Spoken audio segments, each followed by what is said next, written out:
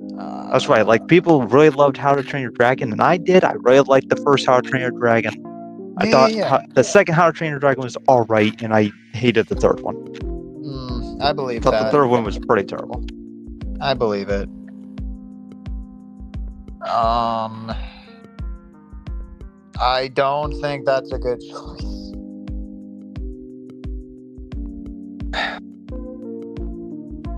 Like, I think Donald Trump should voice Mario. Listen. Oh dear. Let's go to McDonald's. Damn it. Okay. Love all Pixar movies. The only ones I think are okay are Bugs Life and Good Dinosaur. That's not necessarily... It's a Good Dinosaur, dude. What? I watched that once. I remember watching The Good Dinosaur, and I think it was like Easter at some point. It's like around that week, and I was an altar boy, and I was like, I had to go to church, but at the same time it was playing, right, and I had just like free time, so I watched The Good Dinosaur, and oh my God, Christ Almighty! Again, I say it all the time. Thank God there were no razor blades in the room. Oh. So are you implying that you liked it or you didn't? Well, let's see. When I say thank God there's no razor blades in the room. Oh, yeah. I am saying that it's so bad I would have killed myself. Yeah. Yeah, I wasn't exactly the biggest fan of it. I really love the stupid cartoony dinosaurs with the most beautiful backgrounds. Make absolutely no sense.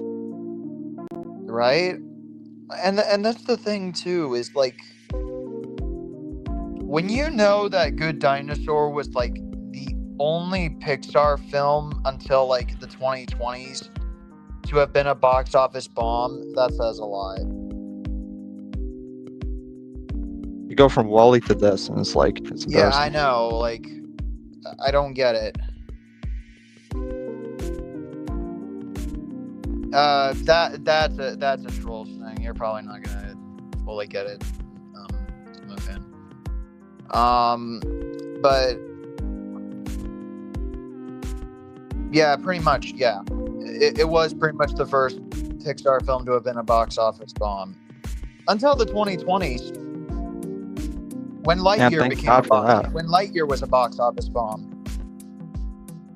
I dare anyone to defend Lightyear.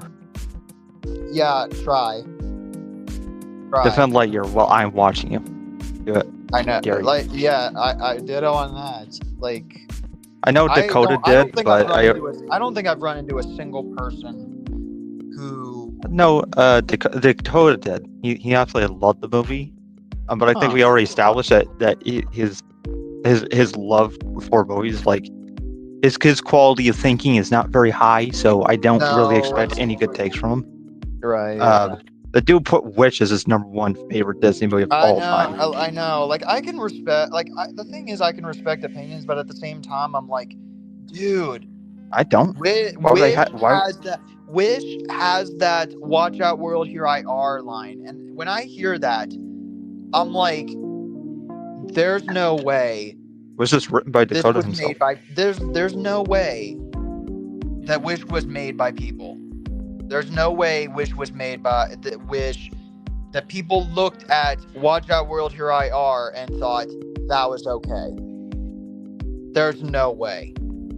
Genuinely. Like, I wish you would just come to the stream. That part must have been written by kindergartners.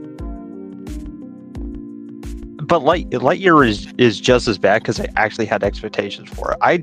I saw Wish and I didn't care, and then I watched Wish and I realized, oh yeah, I still don't care. But I had like the trailers for Lightyear were truly amazing. Like, I was so hyped for it, and then I watched the movie and I'm like, what a worthless film. Right. What a worthless movie. I know. That's another thing that I'll probably cover in my own time, I guess. But like, yeah, like, oh man, and the thing is, it's like, I completely agree with Doug Walker and his Disney December. He started off the Disney December with for Lightyear, like, Andy's favorite movie, huh? Bullshit. I'm like, yeah, that sounds right. Oh God, people still watch that guy? It's one of those cases where, like, I just kind of listen to that quote and I'm like, that does kind of sound right. That it's like, Andy's favorite movie, huh? Bullshit. Who's Andy? Oh, Andy. Oh yeah. Sorry. Mm-hmm. I was like, Andy Serkis? No, and Andy, like, the kid who would own yeah. the There's a lot of problems with that movie that make no sense. The universe thing. I can literally link a Mr. Enter video that will tell you everything that's wrong with it. Well, here's a weird, like, issue. It's not the biggest issue because many people make a big deal out of it for absolutely no reason. Is the gay kiss? Yeah. Which the problem isn't the fact that there's a gay kiss. The problem is you set this movie. This movie, right, is not like a movie on its own. It's meant to be the movie of which Andy saw. Now, Toy Story came out, like, I believe 1995. Yes. So gay kisses were not supported like that. Oh, in kids' what movies. You're talking about. Yeah. Oh, so they're like, oh, it's a period piece type movie. You know. So if you're setting it in the 90s, then you also got to follow, like, what the 90s supported in their films, and a gay kiss and two moms, like, starting a family and all that never would have happened. And if it did happen, it was played for jokes. There's a movie from the 90s called Mrs. Doubtfire where it had, like, two gay guys in it, but the gay guys were used as comedy. It's like, oh, look, they're gay, isn't that funny? That's how the 90s saw it. So I would never expect a kids movie from the 90s to be that supportive of gay people. There's no fucking way. And the thing is, you're right, and that's why I just, oh my god, that's so bad. Like, it's like Madam Web taking place in 2003, but playing, like, the song Toxic by Britney Spears. It's like, motherfucker, it's 2003.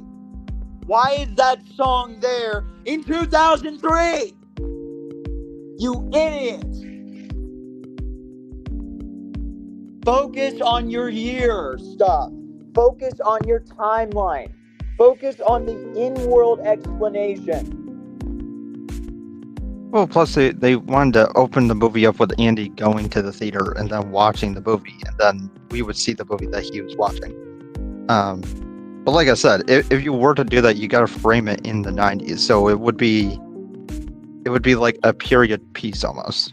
So you can't really have the events in the movie take place the way that they do because you've set it in the 90s.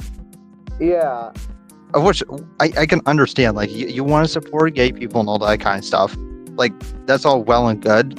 And I know you don't want to be like, well, we don't want to be discriminatory just because it's set in the 90s. Like, we don't have to respect the 90s. And it's like, well, if you want to make it the movie he saw, you gotta respect the time at which you set this movie in.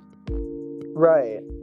So it's like I don't really care how you feel. This is not like a feelings thing. Like, you wanted to do this movie, you wanted it to be this way, then you gotta follow through with it. Yeah. Zimmerman has been here a while, Ethan. Like, he's been trying to get in, and then texted as someone else, and then came here like about 10 minutes or so ago. I don't know why you're asking why he's here already, so...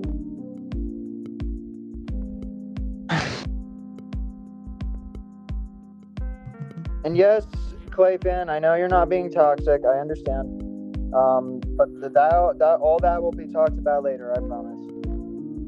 But, oh my gosh, hearing that, I'm like, wow, Lightyear just gave me another reason that I could watch it and be like, it's going to be shit. I'm going into it knowing it's probably going to be shit. Well, the kiss is only about, many people made a big deal of it, but it's like literally 2-3 seconds long. But I also love how like 2 frames, like I love how modern Disney, and their infinite fucking wisdom is like, this movie bombed because of the kiss scene. It's like, no, you bombed because you're a terrible movie. Well, that in those people too. Because I do watch a lot of those people. There are a lot of people that I do enjoy their videos, but they obsess over like every little thing about their like. Of course, they had to put a gay character in Lightyear. Of course, they did, because this is woke. This is woke Hollywood, baby. So of course we're going to do it. It's like, you're not assessing the work at that point. It's just your own biases and your own politics like coming through, and it won't allow you to assess it, accurately. Right. Pretty much took the words right out of my mouth. Which is like, if I was ever on the shelf with them, I'm like, okay, I would just call them out. I'm like, you guys like talk about writing a lot, because they always focus a lot on writing, which I agree with. But then for some reason they'll just go on like weird tangents about like gay people and trans people and like how dumb it is to put in stories. And it's like, have you ever heard of Critical Drinker? Yeah, I have heard of Critical Drinker. Yeah, and a lot of his videos, when he talks about like woke movies and stuff, he always say like, this movie had the message. Like, he always does that, like, the message. And it's like, in when he does that, he shows like frames of like the rainbows and like gay people and trans and stuff like that, right? So it's like, you think what he's trying to say is that merely the existence of these people in the story is the problem. But he talks openly about how it's the writing and how the writers don't have experience that's the actual problem. So the message has nothing. The message actually doesn't matter. It's just a writing, but you want to make it out as the message being the problem. So you made your whole argument super confusing. Right.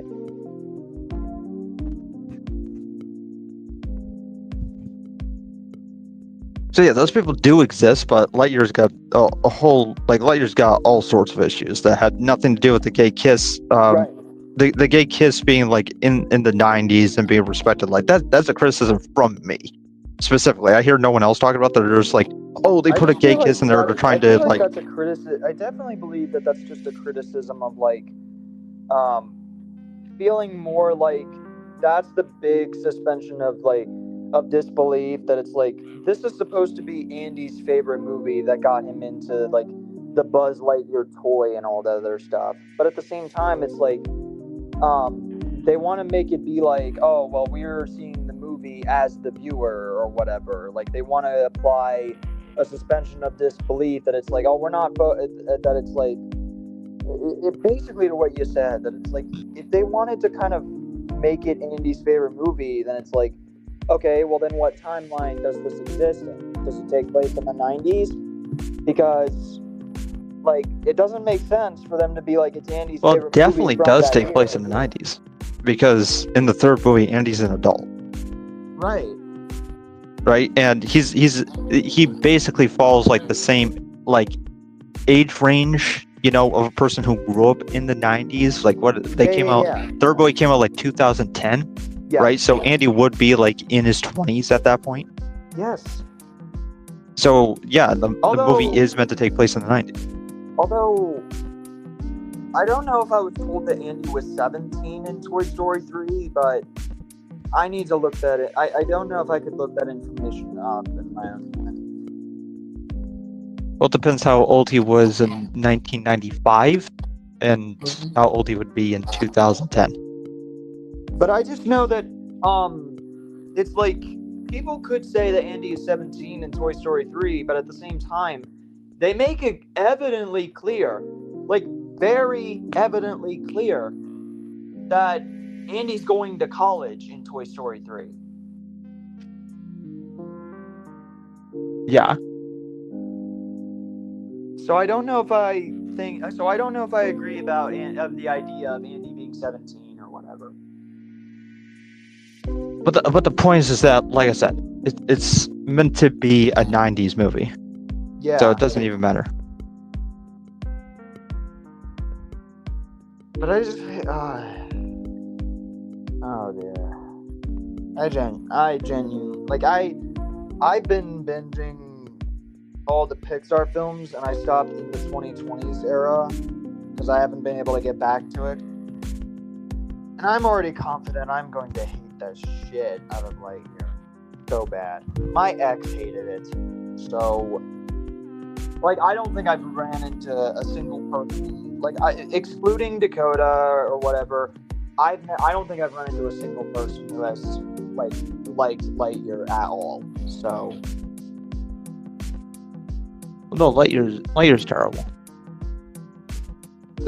I love the animation art style, but oh yeah, yes. I also like I also like the cat socks. But like, I also really think about how Mr. Enter did a comparison of how space looks in Lightyear as opposed to how space looks in WALL-E per se.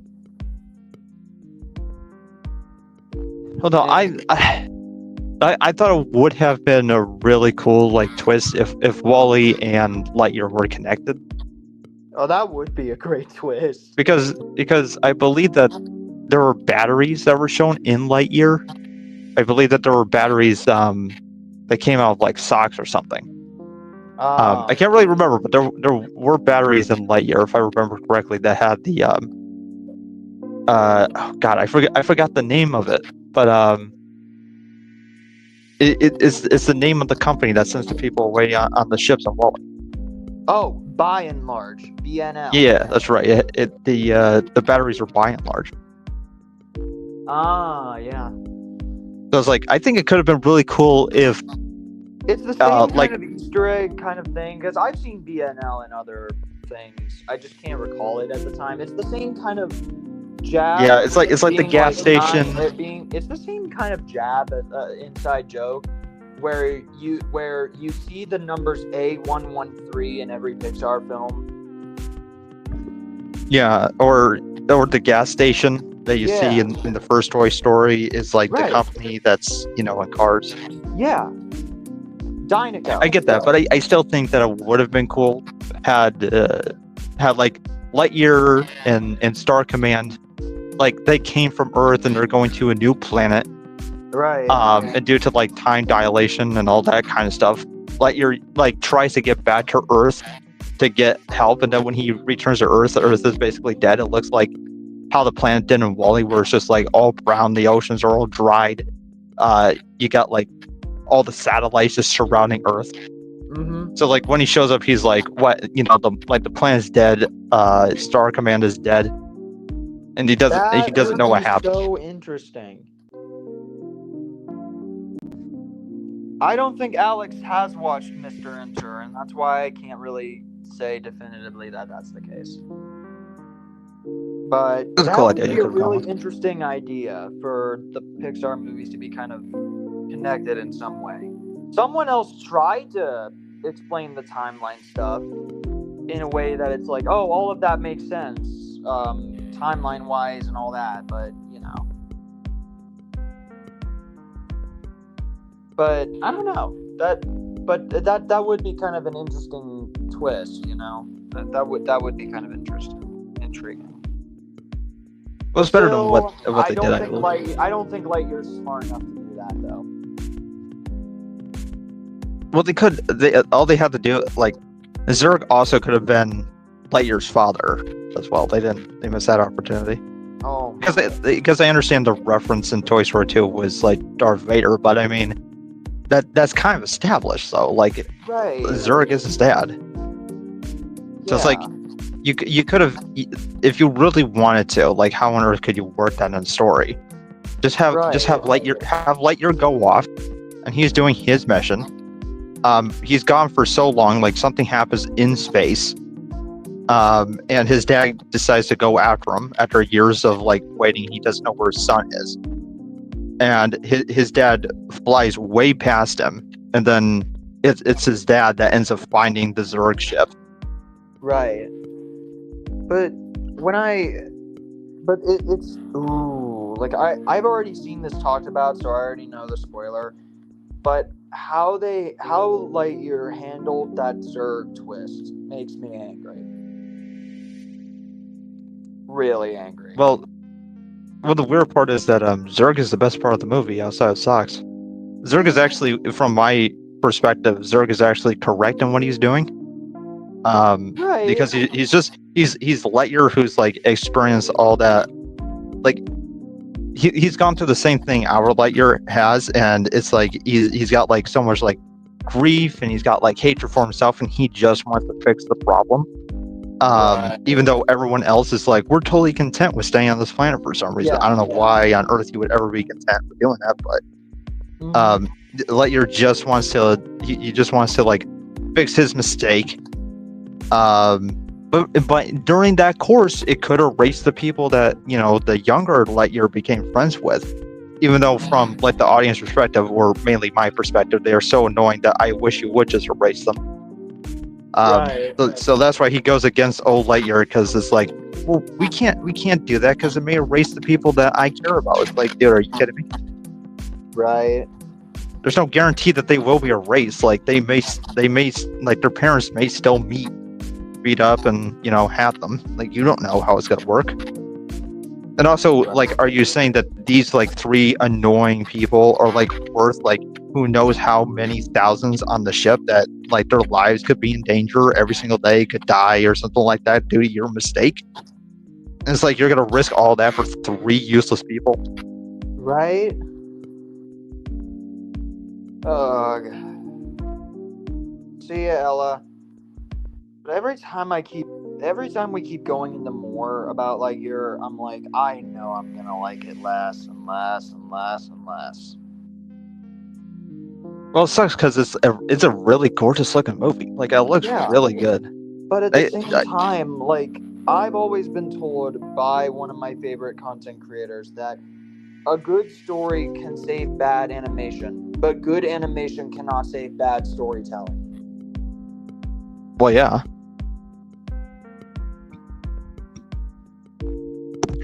What's the point of wasting your time if your time's not valuable? Right.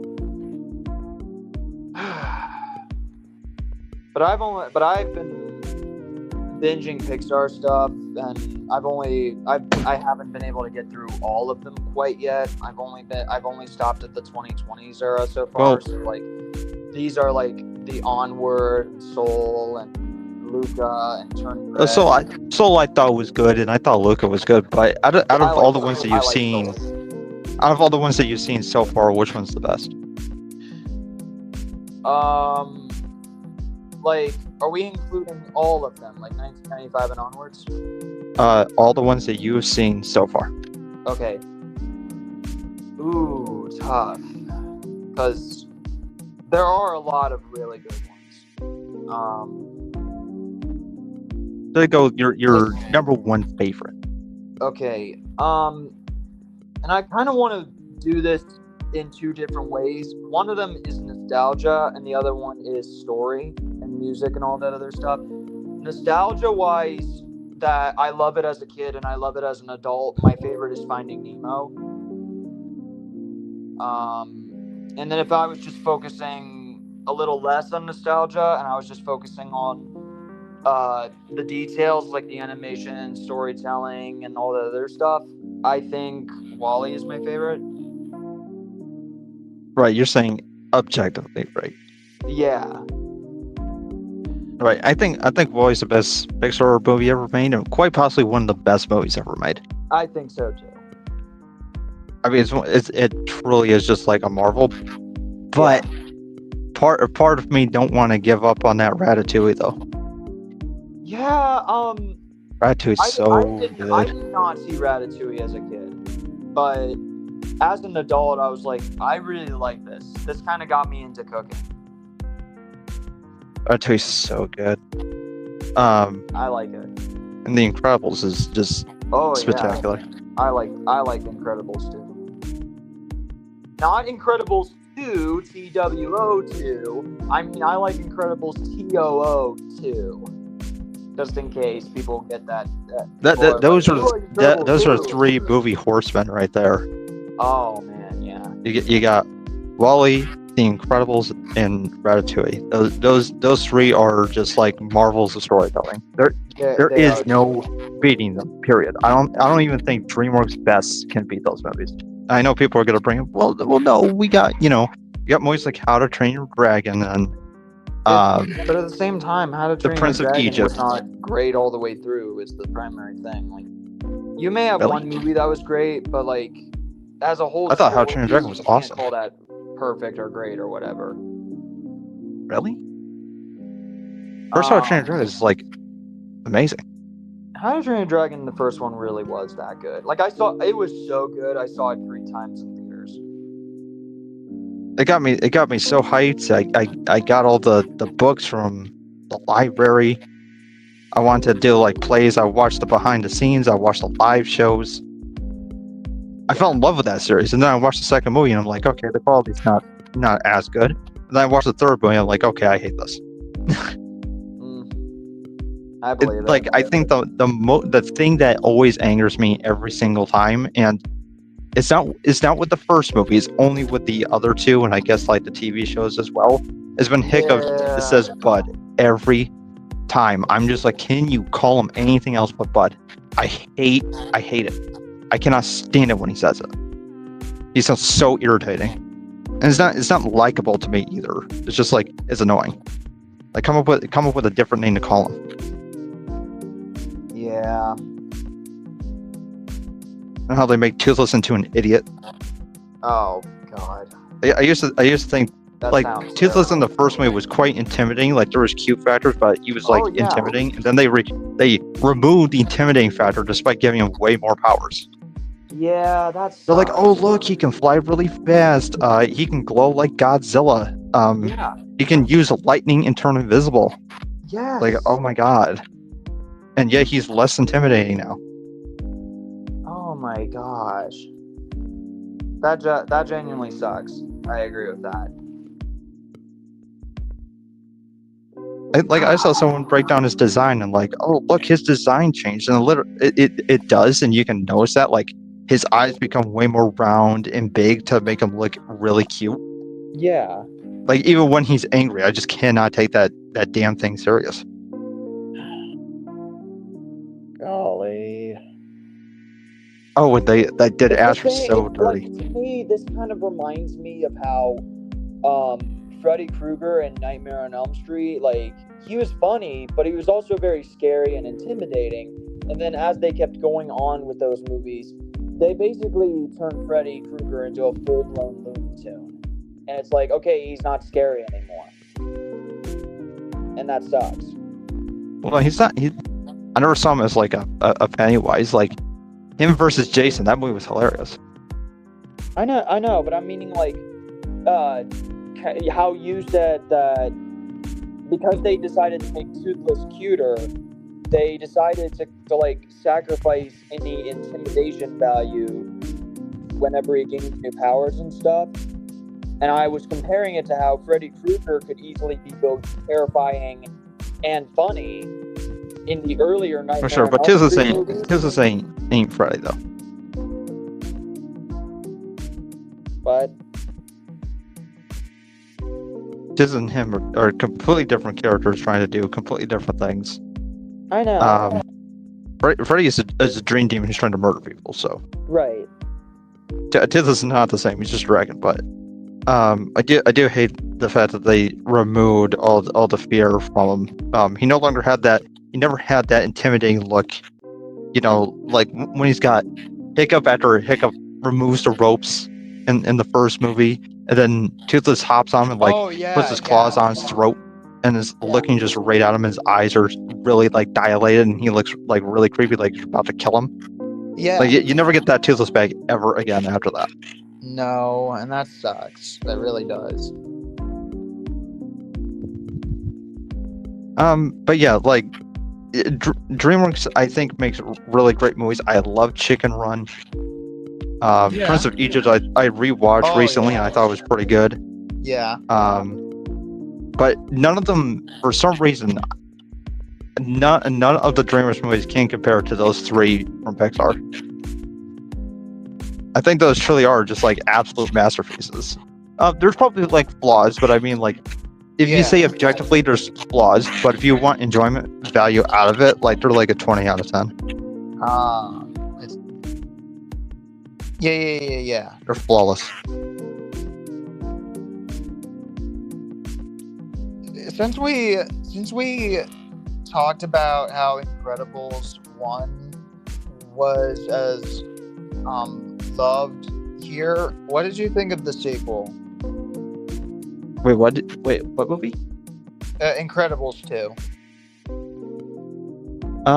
I hated it, but I loved the aesthetics, I guess. The animation was very, like, crisp. It's a gorgeous looking movie. I did not enjoy Incredibles 2 as much as the first one. I didn't. Especially the fucking screenslaver. Like, the screenslaver is a great idea, but the twist villain thing. Oh. Well, no. Plus, if you're gonna make the twist villain, can you please, for the love of God, make the twist villain look cool? Because at least Screenslaver had the presence. He had that mask. You know what I mean?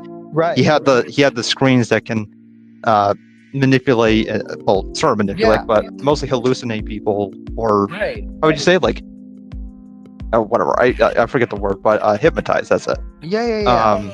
And I'm like, oh my God, this guy looks so cool, and he has like something to say that like society has become too dependent on like superheroes, that like superheroes can just I guess what he's trying to say is that like superheroes can like turn on you because you've given them so much power over your life.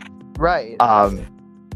And he's trying to help people realize that, and it's like, you look at your screen and the media only shows like how good the heroes are. Right. Even though that's not really the case, because superheroes were demonized during that point in the movie, but still. That's legit, yeah.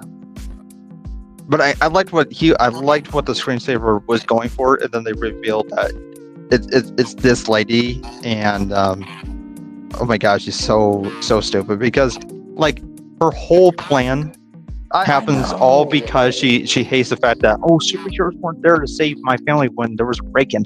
Like, did you forget that they were illegal? It was more around the lines of like, they were going through a break-in, and Evelyn wanted them to be able to do something about it themselves, but for whatever reason they relied too much on superheroes. I'm pretty sure, for her closely, she was like, instead of hiding with the family, Dad decided to go and try to contact superheroes. Yeah. And it got him killed, and so she blamed superheroes for being like illegal. Yes. And it's like, even if they weren't illegal, he tried to call them, but I mean, like, there's some superheroes that just, like, it depends on the superhero he's calling, right? Because they may be on a mission. Like, you don't really know. You can't blame superheroes for that. Right. So the plan of Screenslaver makes absolutely no sense, but I did like what they were originally going with. Yeah. And then they made it into a twist villain, which is even dumber than the villain they were doing. Oh, yeah, legit. I agree with that. But the rest of the movie is just like, oh, look, it's dumb family antics, and it's like, it's all the stuff I really just do not care about. Right. Like, I don't need to see Violet like getting mad at her parents for erasing this dude's mind, the dude that she likes. I know. I don't need to see Dash be annoying for some reason. The dude has like no character in the movie. No. He's just like taunting his sister because like he finds it like fun. Right. I don't need to see like Mrs. Incredible like truly just embrace and love being the superhero again, despite that not being her character from the first movie.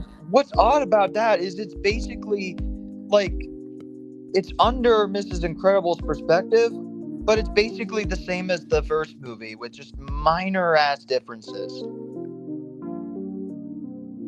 Everyone has already pointed out. Yes. In the first one, it was like you had Bob going off on superhero missions while hiding all of that. While in the second one, it's Helen going on these superhero missions while Bob stays at home with the kids and all. It's the reverse. Well, yeah, I understand that. It's meant to be that way, but But what's funny is that the first movie like sets it up in a pretty interesting way, because in the beginning of the movie they had the interviews, and in the interview, it's Bob is the one who says that, like, you know, he just wants to lay low, he wants to have a family, he doesn't want to like clean up the mess, because like he just did that and now people are already messing up, like that's not what he wants. And then you have Helen in the beginning, and she's like being like, you know, starting like a family, not being a superhero anymore, like that's stupid, like they can't leave like this world to the guys, am I right? And then when you see them later, when they actually have the family, everything they said in the beginning is completely reversed, because Bob hates the job that he has. He hates having that you know, that simple lifestyle, and he wants to return to being a superhero. Well, Helen is completely embraced being like a mother and having a family, and she's totally fine and content with not being a superhero anymore. Right. So there's a meaningful like thing to happen there, but they decided to switch it up in the second movie, but there's nothing like meaningful going on. It's like, well, we're just gonna switch it up for the sake of like switching up, it feels like. Yeah. Right. Yes, I am keeping the stream. What about Chicken Little? I was fine with that movie. It's kind of a nostalgia. It's cringe, but it's like nostalgia. I've heard people say that. Even though Chicken Little can be mean-spirited, that some people will still love it because of this nostalgia portion of it, and that's totally fine. I'm okay with that. Well, yeah, I mean, it also helps that I think the alien tech, I think like the sky being like this big alien like dome ship is pretty cool. I found that kind of cool. And the sky is falling. The Chicken Little is just running around with like this plate of metal. He's like, the sky is falling. Yeah. But also, I'm just like, The War of the Worlds is one of my favorite stories ever. Yeah. And I love seeing how like the War of the World references when they come down in the walkers, and there's even that scene where like Chicken Little and his dad are like making up, you know, and the Doc from Resident, it looks like War of the Worlds out there. Yeah, I heard that. It's like so there's like a little bit of like, you know, like fan service for or World like of the Worlds. They're self-aware. Well, yeah, but it's also like some fan service for those who love World of the Worlds. Yeah.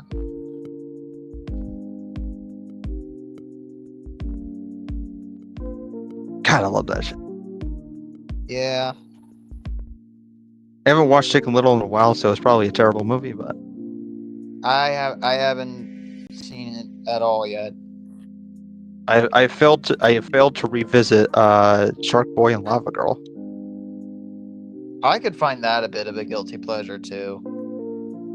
I saw a clip, one of the shorts on YouTube, and they're like, "Oh my god, I can't believe how bad the CGI was in this movie," and it's awful. But when you're a kid, you're so dumb you don't even care. But when you're an adult, you're like, "Oh my god, this." Yeah, pretty much. This looks like you walked into like a break-in that went wrong. You know what I mean? Right. Oh man. Crazy.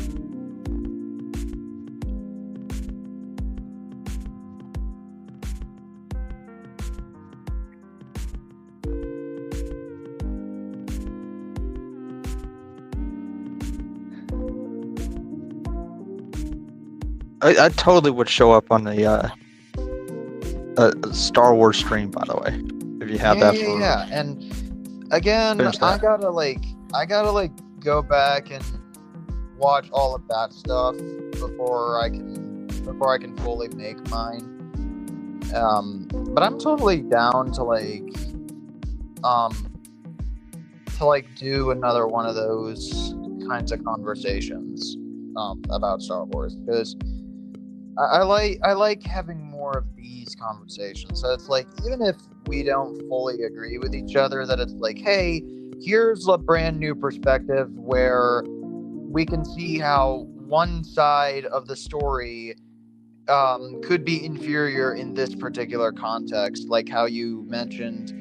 The idea behind having the inhibitor chips in the Filoni Clone Wars is an inferior thing compared to how they did it in the Gennady Tartakovsky Clone Wars.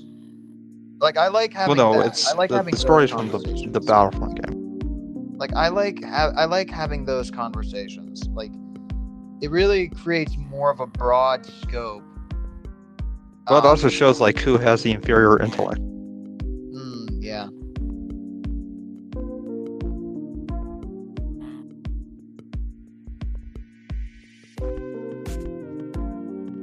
Because I like talking about movies. The channel, The Unheard Voice, the one that I was speaking through, that's the channel that I made specifically because I'm going to be doing reviews on that. Okay. Because my Zoom fan channel is like, it's about Power Patrol and Apex Legends, and I'm like, I don't want to bog down like my main channel with like so many different topics. Like, it lives at the heart of what I was originally supposed to be for. So I'm like, I created The Unheard Voice as like a channel I could just talk about anything with. Yeah. I think I'm probably gonna do like a Hell of a Boss like video as like the first thing, because like the show recently finished the season 2, so I just wanted to like talk about that. Right.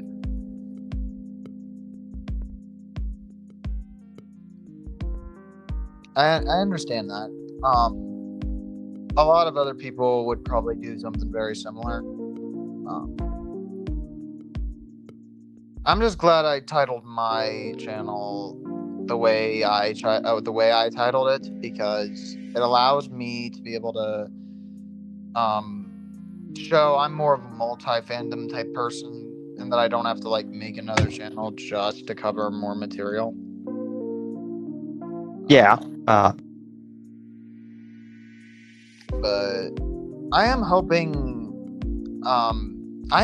from a much more broad knowledge and understanding of different properties every time I go through with conversations similar to this with plenty of other people, especially because I like hearing more like of these different perspectives and broadening my knowledge and understanding what can make one idea a lot more inferior as opposed to not, or kind of like to your point, it gives you more of an idea of like who is going to come up with a bunch of like fallacy arguments,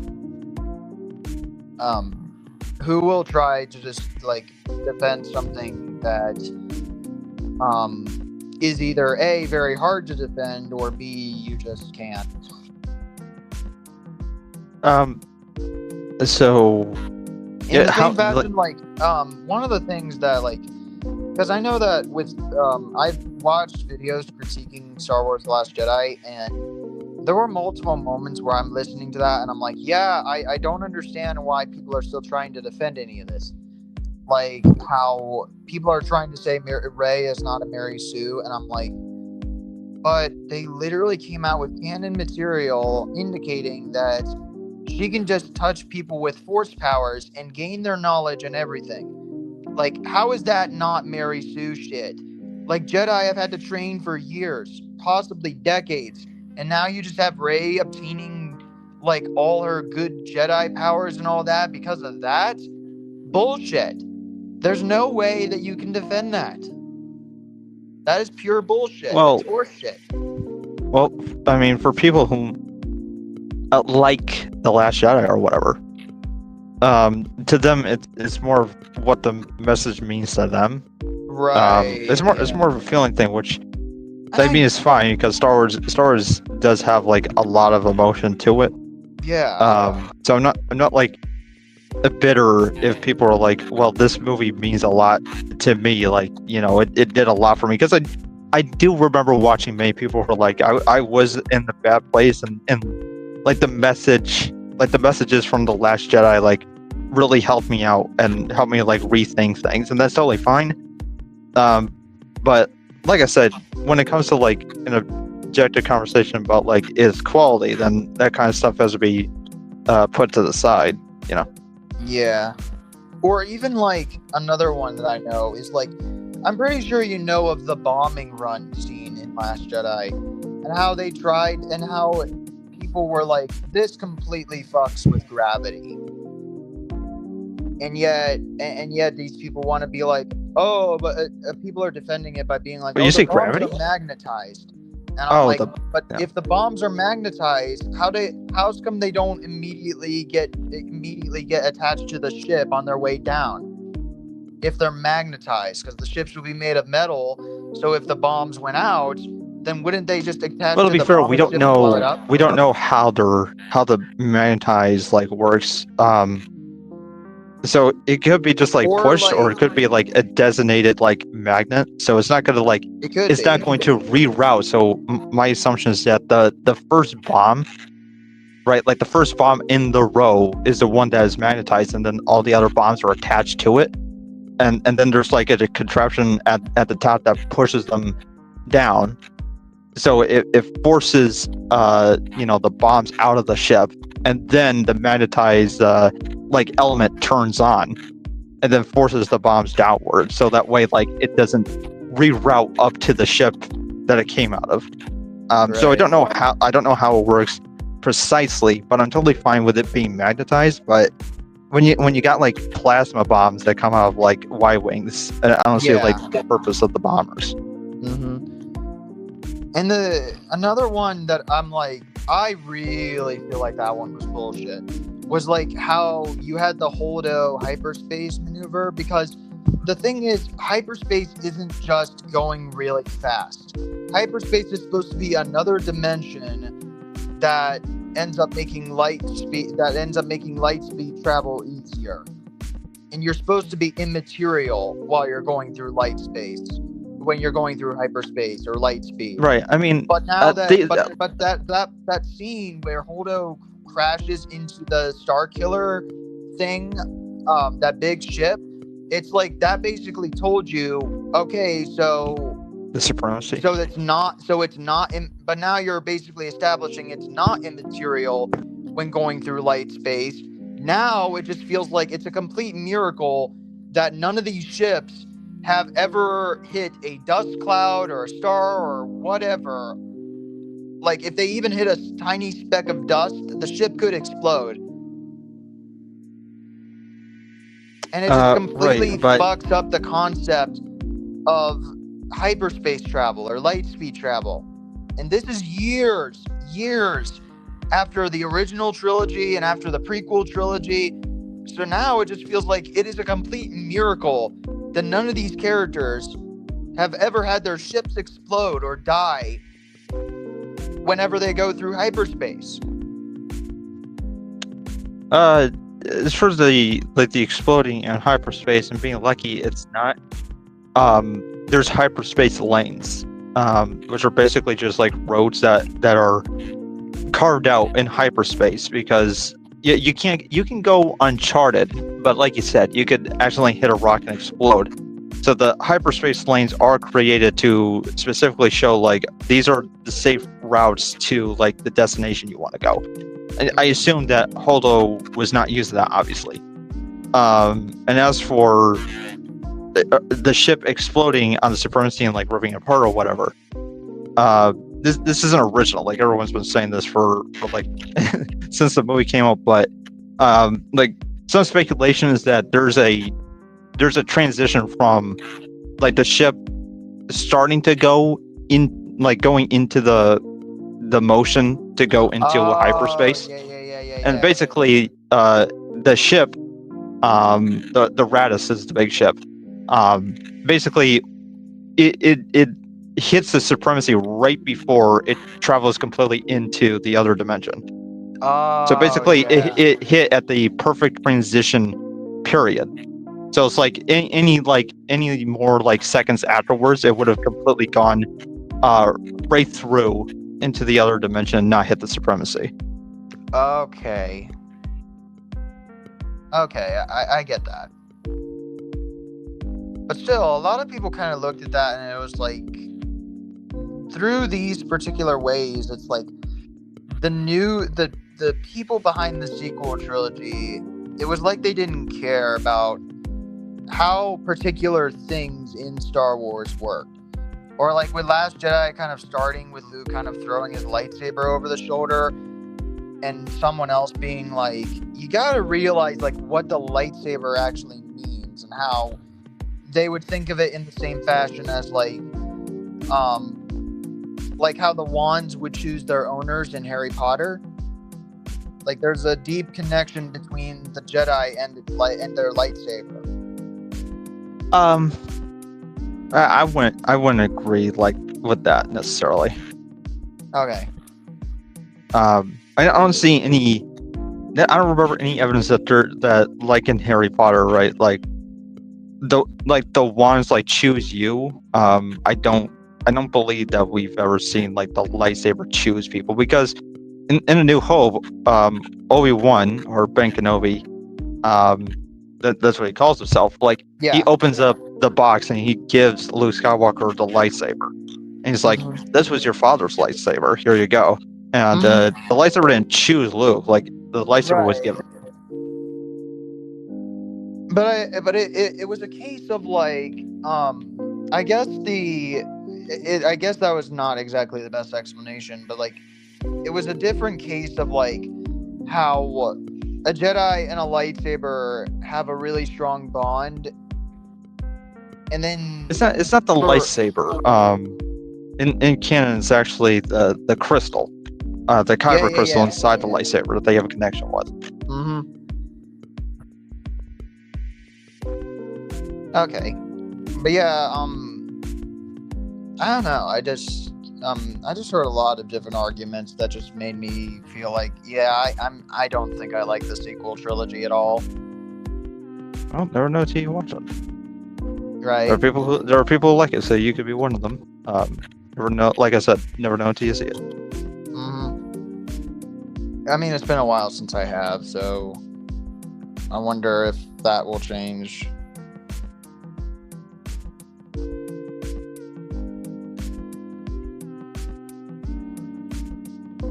Also, you have a Discord, right? I do, yeah. How do I like talk to you on there? I don't know where to like send a link, because I don't want to like put my particular Discord publicly, because I don't want to risk trolls. Because I tried to make a Discord server the last fully public last time, and a bunch of idiotic trolls who keep spamming and putting inappropriate stuff on there. I heard you made Fanatics. Say what? I heard you made the PowerShell Fanatics server. I think so. I don't quite remember.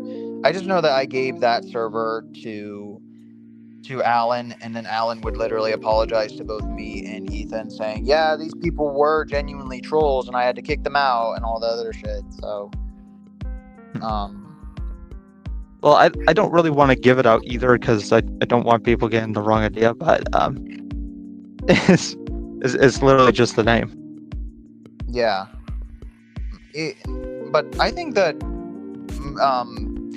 a lot of my stuff is just like, it's probably by Preston, obviously, and it has the profile picture that is seen on screen. Like that's how a lot of people can find me. It's not much different otherwise.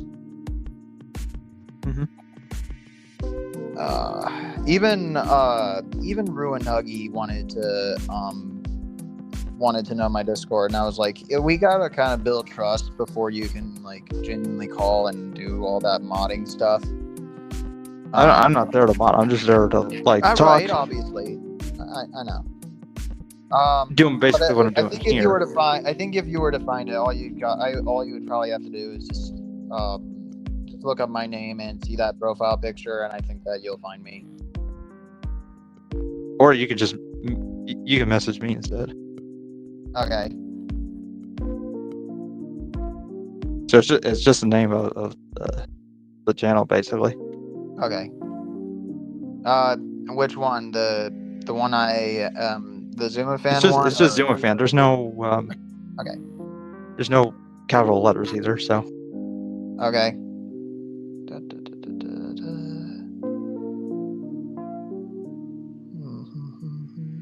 Also, I don't want anyone getting the wrong ideas. If you're younger than 18, I'm blocking your ass.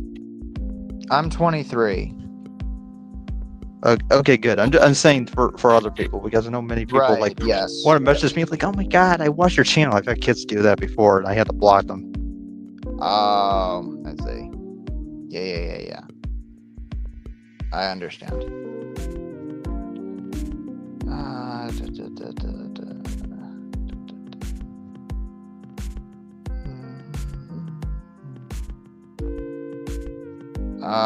When I say Zuma fan, does it like have a space? No. And are both the Z and the F Well, there's no capital. Okay.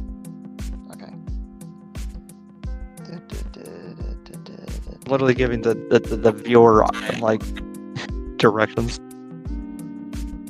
I'm just ignoring you people, okay? If you're mentally ill, I'm ignoring you. Right. I am literally 1 month younger than Alex, which is just surprising. Which is just surprising, honestly, to know that Alex is technically a month older than me, and he acts like a man-child. Alex? Who's Alex? Trolls Band Together fan guy. I've never heard of this person. I know you people like talk about him, like I hear you guys talk about him, but I genuinely have no idea who this is. Right.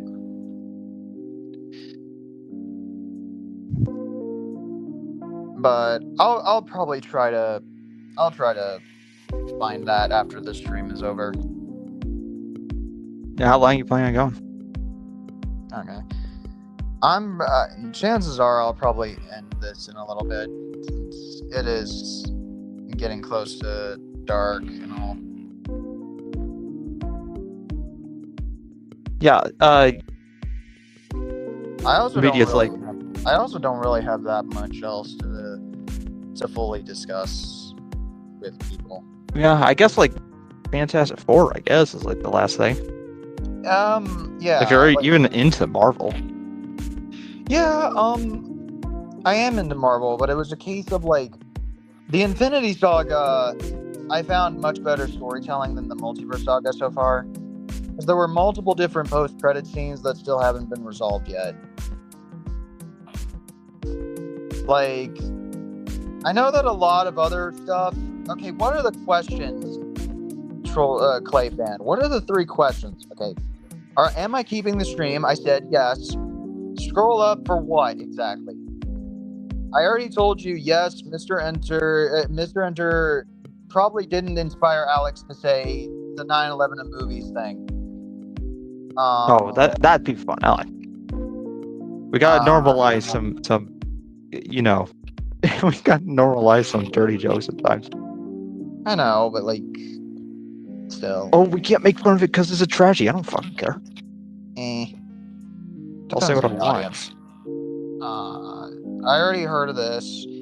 I do not know exactly what you mean by this. I guess you could indicate that Shrek fans are kind of holding Walt Dorn at gunpoint specifically because they have a lot of expectations for Shrek. But again, after we have 4 Shrek movies, I'm not holding that much hope for Shrek 5 in any way, shape, or form. I don't think Shrek 5 is going to be good. Because this could be another case where it's just like they want to make another Shrek film because, well, Shrek gives DreamWorks the money. Oh, I see. Well, why? That's kind of dumb. I hate that they're basically saying because Walt Dorn worked on Trolls, their Shrek fans are basically like holding him at gunpoint. That sucks because I'm confident Walt Dorn can make good stuff, whether it be Trolls or something else. You know, like Walt Dorn is a director and a creator, just like every one of these people are. Like Mike Mitchell did the Chipmunks, did the 3rd Chipmunks film, but he also did the first Trolls film. So it's like that's a difference in quality on the director's standpoint. It all depends on the studio and what is being done in regards to the writing per se. So I don't know.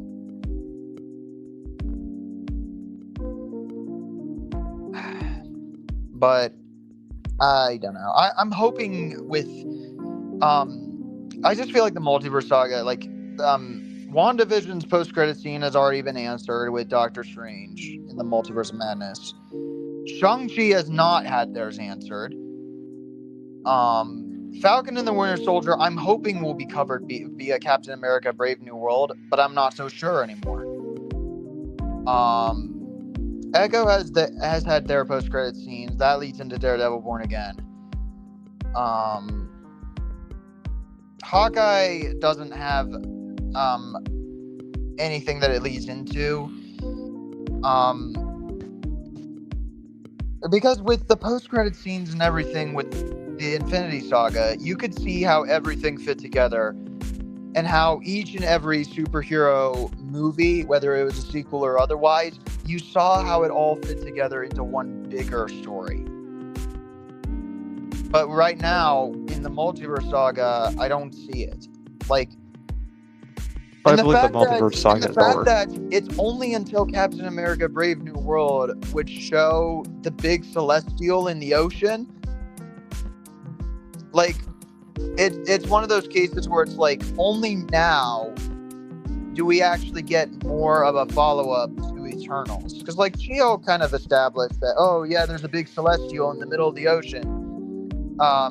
But it was never fully acknowledged in person and fully in universe that the Eternals stopped the Celestial from coming out of the ocean.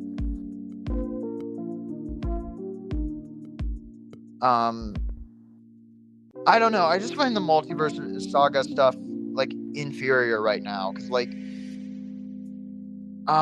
because so much of the Multiverse Saga has been basically building up the Young Avengers, building up a new Avengers team for these next movies. And every time there's been a multiversal anything, they've always fixed it. Like in the Marvels, you see a hole kind of break up in space-time for the multiverse stuff, but they literally seal it at the end of the movie. And a ton of other different examples. And it's like, and then you also have everything with Jonathan Majors basically indicating to Marvel, hey, we need to change the main bad guy of the Multiverse Saga from Kang the Conqueror to Doctor Doom. And right now, we don't have much build-up of Doctor Doom, unlike how Infinity Saga kind of had Thanos being built up over multiple years and multiple movies.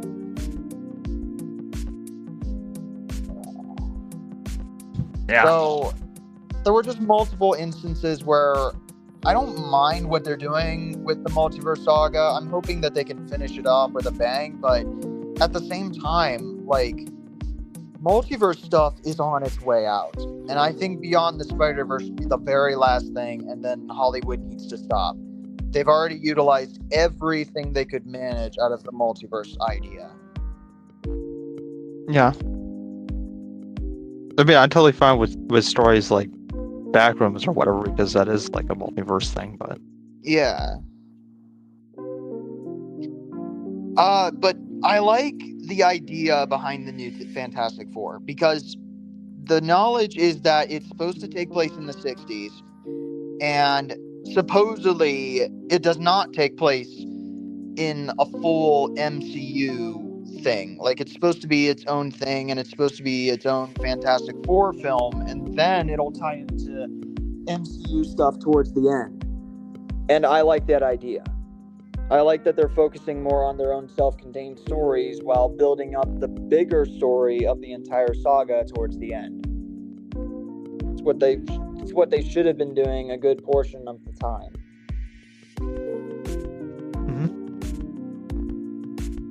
Because there were multiple instances where a lot of different properties were seen in both a mixed format. Like, I feel like the only true positive ones that people say that they absolutely love throughout the Multiverse Saga, the three of them are Spider-Man No Way Home, Guardians Volume 3, and to some extent Wakanda Forever. even though Multiverse of Madness is kind of mixed. But the fact that Phase 5 started out with Ant-Man and the Wasp: Quantumania, and then within its second weekend, Quantumania had like the biggest drop ever in terms of box office stuff. And it became a very underperforming movie, while The Marvels was pretty much one of the MCU's biggest bombs in a long time. Probably their only one. But that one was also because The Marvels was coming out during a time when the SAG strikes were going on, so they couldn't fully market it properly. But I really want to hold out a little more hope for Marvel to kick off the remaining multiverse stuff fine. Because I think Fantastic Four First Steps looks pretty good. Like, Ben as the Thing actually looks pretty good. Like, way better than... Looks good, but it depends on the chemistry of... Oh yeah, like absolutely. Right. The actors also have to have chemistry with each other, just like the characters do. Because they are a superhero family, so the chemistry really is that important. I'm just gonna laugh if it's another failure, because the thing is, right? Every single one of their movies have been failures, so it's like this is not gonna. If it fails, it's not like, oh well, Marvel failed again. It's like Fantastic Four failed again. That's what failed. Right. It just goes to show that, like, you could probably do it in animation, which I don't believe Fantastic Four has really been in animation, which is weird. Now that I think about it, yeah, I don't think I've ever recalled Fantastic Four in animation. Yeah, like I don't remember like a 90s TV show. Like Fantastic Four has just been like completely absent. I don't even think like they showed up in like, you know, any Spider-Man show. Like Ultimate Spider-Man had like every superhero under the sun, which I can understand. The reason why they didn't show up in a lot of these movies is because like Fox owned it and Disney didn't own Fox then, right? So I'm pretty sure they're not going to be battling because from like their perspective, Fantastic Four is a failure. So why on earth would you want like a property that's a failure in other properties that you want to be successful? Right. But the only reason that I kind of criticize the idea of not giving Eternals a sequel is because they have post-credit stuff that feels like it needs to be addressed. Like how you had some of the lesser Eternals going after Arasham and saving their other Eternals, but also how you have Dane picking up that one sword, about to pick up that one sword, and essentially finish his role as like Black Knight or something. And then you have Blade off screen being like, "Are you sure you want to do that?" or something. And it sucks absolute balls that Blade is in absolute development hell right now. And I feel like there's a strong chance we're probably never ever gonna get Blade, a new Blade film. Well, there's only ever gonna be one Blade.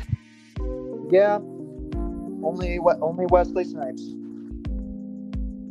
Which I mean, I don't know much about the character anyway, so it's not like I want to know. Because I had a coworker at Walmart who we would get superhero stuff with, and he was like, Wesley Snipes was like the perfect casting for Blade. In the same fashion as how Robert Downey Jr. was the perfect casting for Iron Man or Tony Stark, or how Ryan Reynolds was the perfect casting for Deadpool. So, like, I mean, and I don't know. We'll see how it goes. I really like Charlie Cox's Daredevil though, so I'm hoping Daredevil Born Again is good. I'm very happy to hear that Charlie Cox is saying that it's not going to be dumbed down and Disney-fied, and that he was shocked that Disney didn't dumb it down and Disney-fy it. But I'm still keeping a really close eye on it, just in case. Because I love the original Daredevil show. I don't want this mucked up. Especially because Hawkeye did kind of nerf Kingpin a little bit. Because, like, we gotta remember, this is the same Kingpin that essentially beheaded a guy by slamming the door multiple times on him. All because he got interrupted. All because he got interrupted. Like, this Kingpin's a scary dude. Vincent D'Onofrio Kingpin is a scary dude. Love Vincent D'Onofrio's Kingpin. But I'm glad that Marvel seems to be kind of upping the game a little more lately. I think Disney-wise, I only have more hope for mainly Pixar stuff and Marvel stuff. Star Wars, I've just been like, I don't really care what comes out. Because Disney has mucked up Star Wars so many times that I'm like, I don't feel as strong a passion as I used to anymore because Disney keeps mucking it up.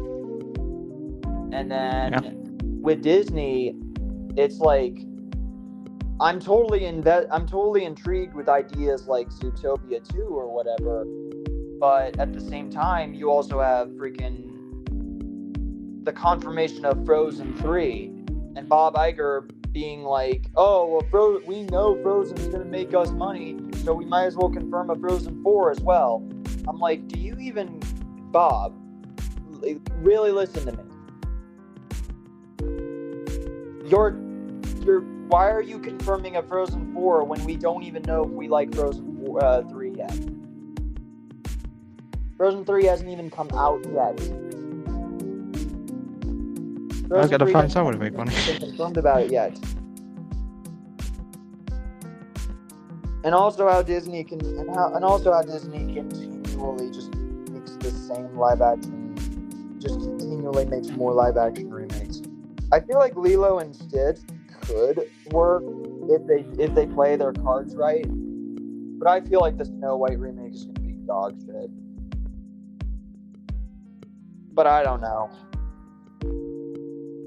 I've just lost faith in the Disney side of the company and the Star Wars side of the company, but I'm still keeping my hope for Marvel and Pixar. Yeah.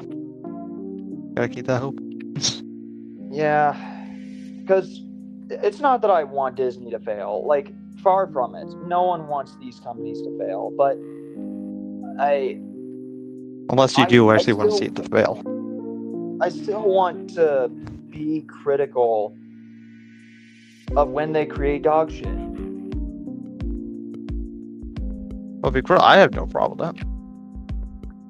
Like, if they make dog shit, like, we're not just gonna just accept it and be like, keep putting out more stuff, Disney. It's like, because it goes to your point that it's like, if they make a bad product, then they're gonna be consistent and make even shittier projects because people keep going to see it because they're motivated by getting money in their pockets.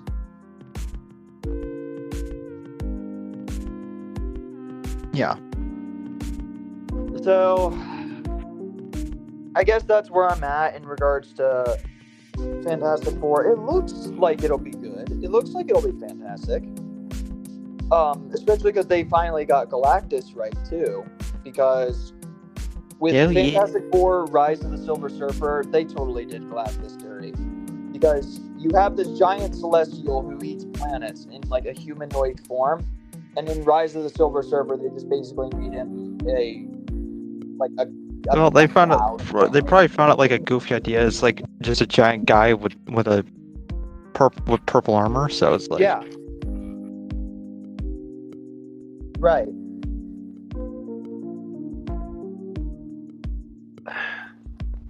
And Michael Giacchino's score is friggin' fantastic. Pun intended. Like, and the thing is, this is something that needs to be known. Michael Giacchino, he did the Incredibles theme. So him doing the Fantastic Four theme here... We also did the second Incredibles. And the second Incredibles was not good. Mm-hmm. Michael Giacchino did both Incredibles movies, so he's coming back for the Fantastic Four music as well, and I think it looks great. I like Michael Giacchino. I hope 2025 is a better year for Disney. I want it to be. Because, again, I've talked about how I feel like Disney will get the wrong idea out of a lot of things. Because you could release Inside Out 2 and Deadpool and Wolverine, and those will make bank, but they're going to get the wrong idea out of it. Instead of thinking, oh, this is going to be there, we got a good amount of money because they gave the people what they wanted and gave us good storytelling and focused on character stuff. And instead, they're going to think with Inside Out 2 that, oh, well, sequels of the same IP are all the rage because of Inside Out 2. And with Deadpool and Wolverine, it's like we got to rely on a past IP. Like, do another Captain America or do another this, do another that. And it's like, oh, so we're just not going to get any more original stuff from you guys anymore? It's all going to be sequels and remakes and stuff? With Marvel, I understand it because it's like I'm going to be lenient on Marvel's because it's like they got to build up a cinematic universe with it. But with other ones, I'm like, do we really need a sequel for some of these? I don't know if Frozen really needed a third one or a fourth one. And I know Toy Story doesn't need a fifth one, but they're going to make it anyway. And if it ends up sucking, I will not be surprised.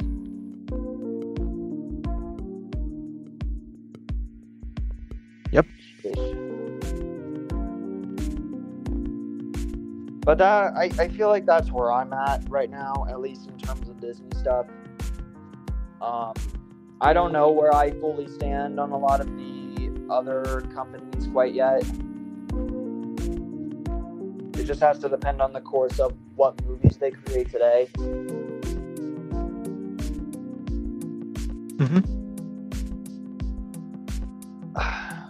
Like, the only credit I'll give Illumination, even though they make mid-ass movies, is that they treat their animators well. I'll at least concede to that, because having animators being treated well, it's starting to become a lot more of a rarity today, and I hate that. I hate that kind of environment, because without the animators, we don't get the animated movies that we love talking about. Yep. I agree. So, like, people can talk all they want about how I do agree the Illumination hate is becoming a little too much, but I do agree that Illumination should still be criticized if they make mid movies. Because, like, you're still giving us quality, and it's being given to everyone. So, everyone has the right to criticize a movie and give their opinion on something, and it is important that you ought to really create a lot of merit when it comes down to what you're arguing is a good or a bad thing, because I've seen plenty of reviews of rants from people that are just like, this thing sucks, goodbye. And it's like, so we don't get a thorough explanation why you don't like it. So how can I really say that your opinion matters and should be taken seriously if you give me nothing?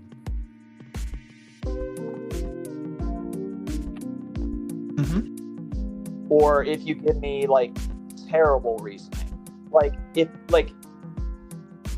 If people don't like Spider-Verse or whatever, I don't care. That is an opinion, and if you create a hot take, then you got to be responsible for dealing with how these people are going to respond to a hot take. But if people are gonna be like, I hate Spider-Verse, I hate Across the Spider-Verse because Gwen Stacy's woke and I don't like Miles, and Spider-Man 2099 is awful, and when he takes his mask off, I scream and all that. I'm like, what does all of that have to do with the quality of the movie? Did you even pay attention? Like, this is the most stupid thing that you've ever said, kind of thing. Like, I don't, like, and it's stuff like that I'm just like, can we just do our best to give a good merited argument for why we like or dislike a movie? I mean, opinions are opinions, and people are gonna have them regardless. And I just don't like running into reviews and rants that basically tell you nothing. That it's like, you just gotta take all of it at face value. Yeah, I agree. That it's like, all they say is, this film sucks. Why? Because it does. Kind of thing. Well, there's a lot of reasons for everything. Buddy? There's a lot of reasons for everything. Hopefully some people have good, like, reasons. Yeah. But you got to assess that. Yeah.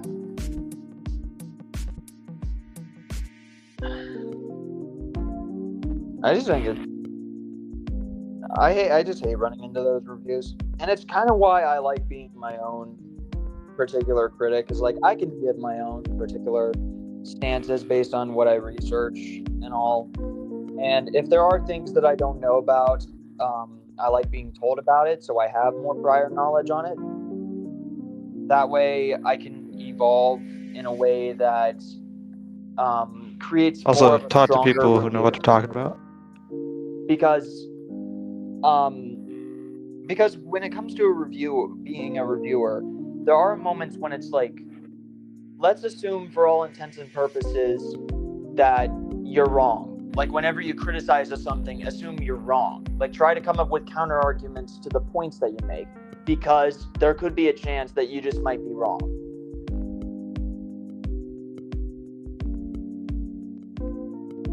And the stronger your argument, and the more that you can back it up with more irrefutable evidence, the harder it'll be for people to counter argue against you. Mm-hmm. So that's why I always stand by the notions I do, and why I like creating common consensus, because then it creates an environment where it's like, we can get as much agreement as possible, and even if there is moments where people can agree to disagree, there's still like an understanding and motivation behind it, in a way that creates like a sense of nobody really hates each other, or nobody can really get across like the toxic vibe of, I don't like this choice. Oh, you didn't? Well, fuck you then, kind of vibe.